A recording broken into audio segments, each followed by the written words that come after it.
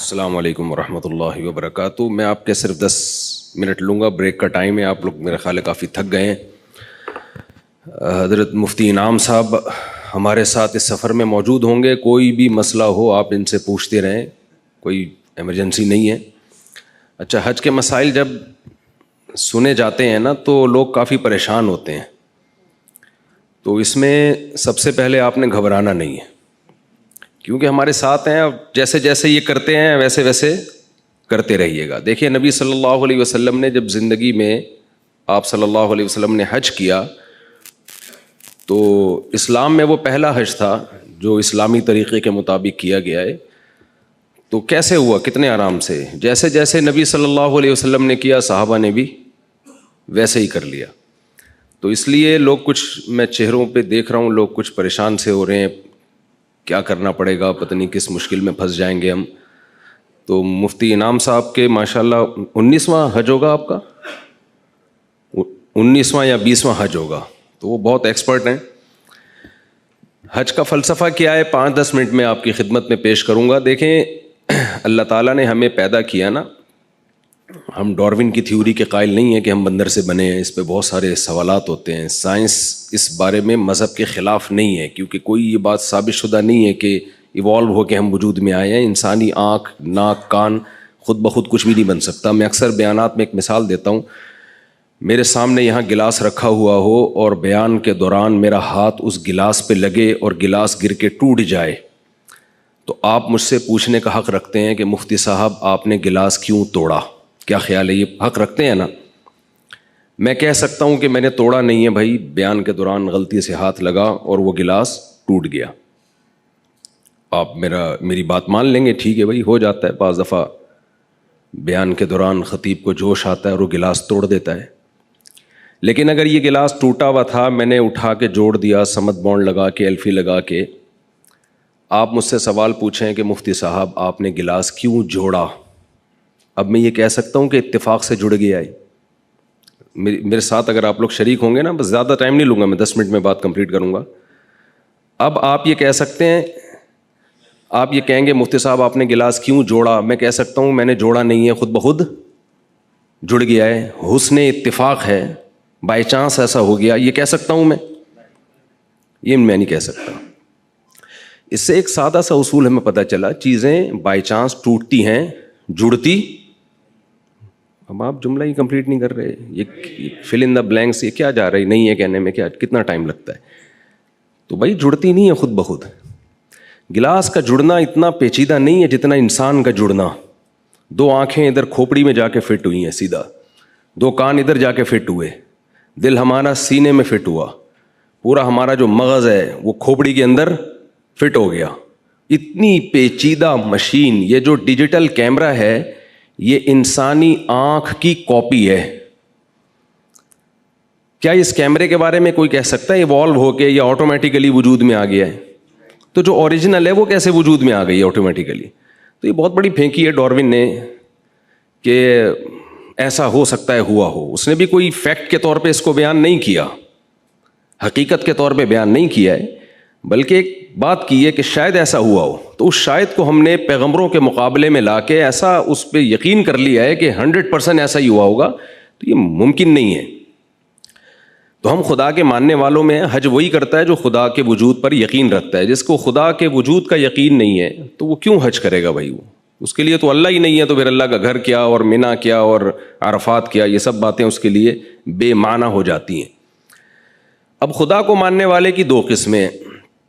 ایک وہ ہیں جو مانتے ہیں, بس ایسے مانتے ہیں کہ ہے, کیا کریں, ہے تو کیا کریں بھائی. بہت سے ایسے لامذہب لوگ ہیں جو کہتے ہیں ہم گاڈ پہ بلیو رکھتے ہیں, اس کائنات کو کسی نے بنایا. آپ آرٹیفیشل انٹیلیجنس سے پوچھیں تو اس کا بھی یہی جواب ہے کہ کوئی گاڈ ہے, کوئی ہے جس نے اس کائنات کو بنایا اور اس نظام کو چلایا ہے. لیکن اللہ ایسے ماننے والوں کو مانتا نہیں ہے. یہ ایسا ہی ہے جیسے آپ کہیں یہ میرے والد صاحب ہیں, یہ میری والدہ ہیں. والد صاحب آپ کو کوئی کام کہتے ہیں, آپ کرتے نہیں ہیں. آپ آئی ڈی کارڈ میں اپنے نام کے ساتھ والد صاحب کا نام ڈالنے کے لیے تیار نہیں ہیں, لیکن آپ سے جب پوچھا جاتا ہے کہ آپ کے والد صاحب کون ہیں, آپ کہتے ہیں یہ جی یہ جمشید صاحب میرے والد صاحب ہیں. تو جمشید صاحب بولیں گے بیٹا ایسے تکلف کی ضرورت کیا ہے جب تم میری ایک بات مانتے نہیں ہو, آئی ڈی کارڈ میں اپنا نام میرے نام کے ساتھ ڈالنے کے لیے تیار نہیں ہو, تو یہ خام خواہ میں تکلف کہ یہ میرے والد صاحب ہیں, یہ میری والدہ ہیں, اس تکلف کی ضرورت نہیں ہے. تو خدا کے ماننے والے بھی دو قسم کے ہوتے ہیں. کچھ تو ایسے ہوتے ہیں جو جیسے انگریزوں میں آپ نے دیکھا ہوگا جب کوئی پرابلم ہو کہتے ہیں اوہ مائی گاڈ, کہتے ہیں نا, گاڈ کو تو وہ بھی مانتے ہیں. اب آگے گاڈ ان سے کیا مطالبہ کرتا ہے؟ گاڈ کہتے ہیں زنا حرام ہے, بدکاری حرام ہے. انگریز مانتا ہے اس کو؟ کہتے ہیں جاؤ, کہتے ہیں ہماری انڈیویجول لائف ہے, ہم انڈیپینڈنٹ ہیں, ہم جو چاہیں کریں. گاڈ کہتا ہے کہ شراب حرام ہے, گورا مانتا ہے اس کو؟ اگر نہیں کہیں گے نا سب لوگ تو مجھے ذرا خوشی ہوگی. جی بالکل. گاڈ کہتا ہے کہ لا تقل لہما افن, بوڑھے ماں باپ کے سامنے اف بھی مت کرو. گورا کہتا ہے اف تو دور کی بات, بڑھاپے میں اولڈ ہاؤس میں جمع کرا کے آ جاتا ہے وہ, کہ ٹینشن ہی ختم کرو بھائی. گاڈ اس بات پہ راضی ہوتا ہے؟ گاڈ تو کہتا ہے وَوَصَّيْنَا الْإِنسَانَ بِوَالِدَيْهِ, ہم نے وصیت کی ہے کہ اللہ کے بعد سب سے بڑا حق کس کا ہے؟ ماں باپ کا. تو گورے کا بھی گاڈ سے ایک رشتہ ہے جو نہ ہونے کے برابر. نہ وہ شراب کو حرام کہتا ہے, نہ وہ بدکاری کو حرام کہتا ہے, نہ وہ فیملی سسٹم کو اس کی کوئی ویلیو ہے ان کی نظر میں. چچا خالو پھپھا کا لفظ ہی ان کی مارکیٹ سے شارٹ ہو گئے ہیں, پورے رشتے ہی مارکیٹ سے. ان کی مارکیٹ میں ہر چیز ملے گی آپ کو, رشتے نہیں ملیں گے. تو اللہ جو ہے اسلام کی صورت میں جو اللہ نے ہمیں دین دیا, دین برحق دیا, اس میں دو چیزوں کا نام ہے اسلام. کہ آپ کا ریلیشن, یعنی اسلام کو اگر آسان لفظوں میں ایکسپلین کیا جائے تو اسلام از دا نیم آف ریلیشن شپ. اسلام نام ہے ریلیشن کو قائم کرنے کا, کہ آپ انڈیویجول نہیں ہیں, انڈیپینڈنٹ نہیں ہیں. آپ کو پیدا کرنے میں کسی کا ارادہ ہے, پھر آپ جب پیدا ہوئے تو آپ کو پالنے میں آپ کے ماں باپ نے مدد کی ہے. خلق من الماء بشرا فجعله نسبا وصہرا, اللہ کہتے ہیں ہم نے ایک پانی سے بنایا اور دو خاندان دے دیے تمہیں, ایک ددیال اور ایک ننیال اور ایک سسرال. یہ اللہ نے سسرال کا تذکرہ کیا, اگرچہ مجھے ڈر لگ رہا ہے کہتے ہوئے, لیکن فجعلہ نسبا, ایک نسب والا خاندان اور ایک بلوغت کے بعد سسرال والا خاندان. تو یہ ریلیشن ہے خاندان کا, اور ایک ریلیشن ہے خالق اور مخلوق کا. تو اسلام دو چیزوں کا نام ہے کہ اپنا رشتہ اللہ سے بھی مضبوط کرو اور مخلوق سے بھی مضبوط کرو. مخلوق سے ریلیشن کیسے مضبوط ہوگا اس کی ڈیٹیل بیان کی ہے. ایسے گوروں کی طرح ہوائی باتیں نہیں کی ہے, ویمن رائٹس اور ہیومن رائٹس, خام خواہ کے فضول نعرے ہوائی جس کا کوئی نہ سر نہ پاؤں.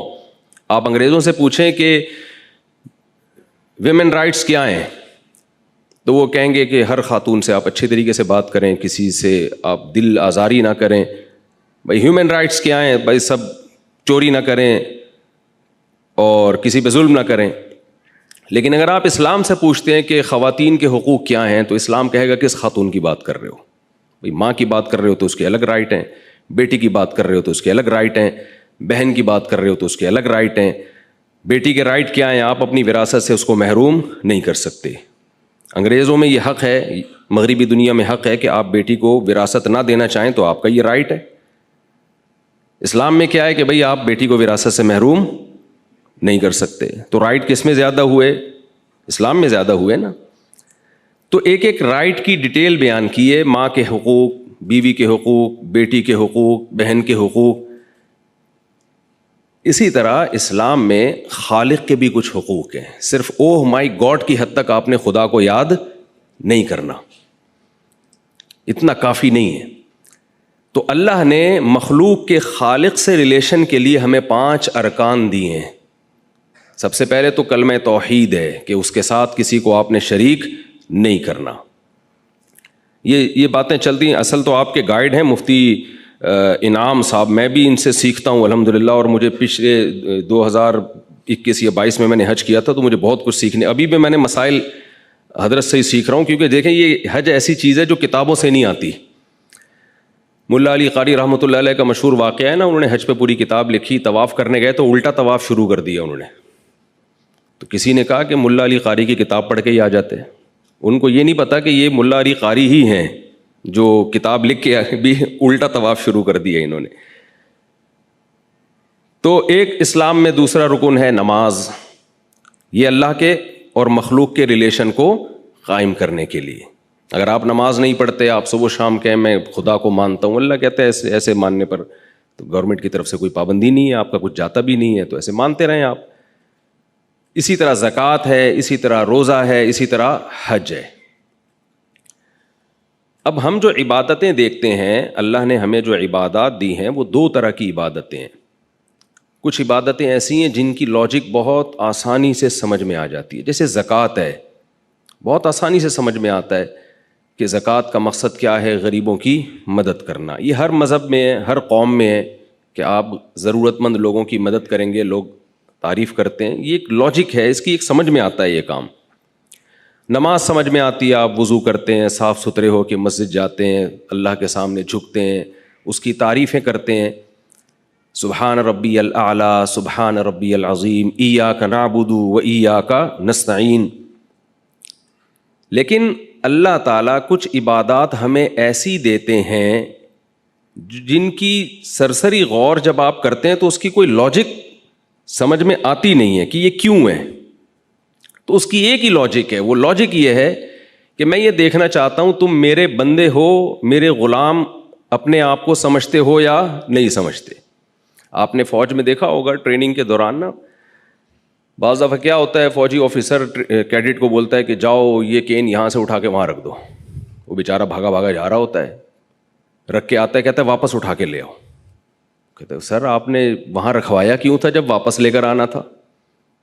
تو وہ کیا سکھاتے ہیں, آرڈر از آرڈر.